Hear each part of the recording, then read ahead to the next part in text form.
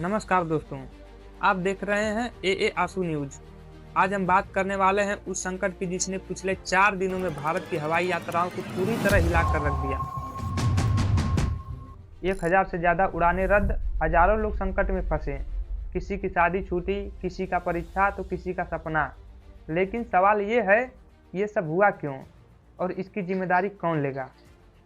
पिछले 4 दिनों में भारत के हवाई अड्डों पर 1000 से ज़्यादा उड़ानें हुई रद्द। यह सिर्फ असुविधा नहीं बल्कि एकाधिकार और सरकारी कमजोरी का नतीजा है। पायलटों की सुरक्षा के नियम ताक पर रख दिए गए और सरकार एक कंपनी के आगे झुकती नजर आई। आज हम देखेंगे यह संकट क्यों आया और उसकी जवाबदेही कौन लेगा। हाल ही में इंडिगो के 1000 से अधिक फ्लाइटें रद्द होने से देश के हवाई अड्डों पर खासकर दिल्ली, मुंबई और बेंगलुरु में भारी अफरा तफरी मची। लोग 10 से 20 घंटे तक फंसे रहे। उनकी शादियां, रिसेप्शन और इम्तिहान छूट गए। और क्या इंडिगो के माफी से यह सब दूर हो जाएगा? फ्लाइट कैंसिल होने के कारण दूसरी एयरलाइंस के किराए 40 से 500 गुने तक बढ़ गए, जिससे मजबूर यात्रियों के साथ बड़ी लूट हुई। मगर हैरानी की बात यह है कि 4 दिन बीत जाने के बाद भी किसी की जवाबदेही तक नहीं हुई।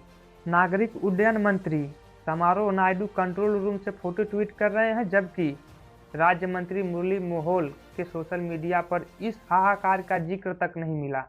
यह घटना बताती है कि सरकार के पास विपक्ष को डराने के भले ही एजेंसियां हो, लेकिन एक कंपनी सरकार को डरा सकती है। यह संकट आया क्यों?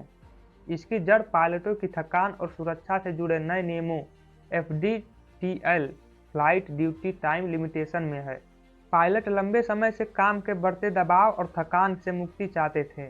कई पायलटों की ड्यूटी के दौरान तबीयत बिगड़ने और मौत के मामले सामने आए थे। इसलिए DGCA ने आराम का समय बढ़ाने और नाइट लैंडिंग की संख्या घटाने के लिए नए नियम लाए, जिन्हें जून 2024 में लागू होना था।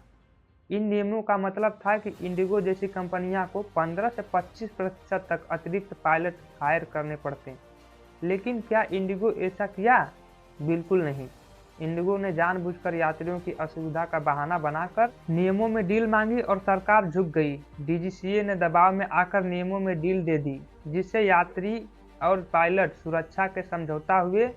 पायलट संगठनों इस पर कड़ी आपत्ति जताई, आरोप लगाया कि इंडिगो ने ब्लैकमेल किया। और सवाल ये है कि 1000 से अधिक उड़ानें रद्द करना क्रिमिनल आपराधिक है। इसे कैसे होने दिया गया और क्यों? मोदी सरकार इससे निपट क्यों नहीं पाई?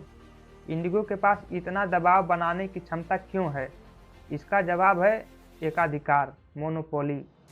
इंडिगो और टाटा मिलकर भारत के लगभग 92% एयर ट्रैफिक को नियंत्रित करते हैं, जिसमें अकेले इंडिगो का हिस्सा 64% है। जब एक या दो कंपनियों के हाथ में पूरा सेक्टर होता है तो वे उपभोक्ता के हित में रक्षा नहीं करती, वे अपने हित में रक्षा करती है और सरकार को ब्लैकमेल कर सकती है। उड़ान योजना के तहत बनाए गए कई एयरपोर्ट आज भी ठप पड़े हैं। शिमला हो, कुशीनगर हो या लुधियाना, सैकड़ों करोड़ों रुपए फूके गए, मगर एयरपोर्ट बंद है।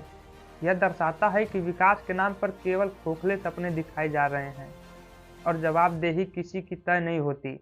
इंडिगो की तरफ से जो माफ़ी मांगी गई, उसे मौसम से लेकर मामूली तकनीकी खराबी तक को कारण बताया गया, लेकिन मुख्य कारण पायलटों के नियम को आखिरी में रखा गया।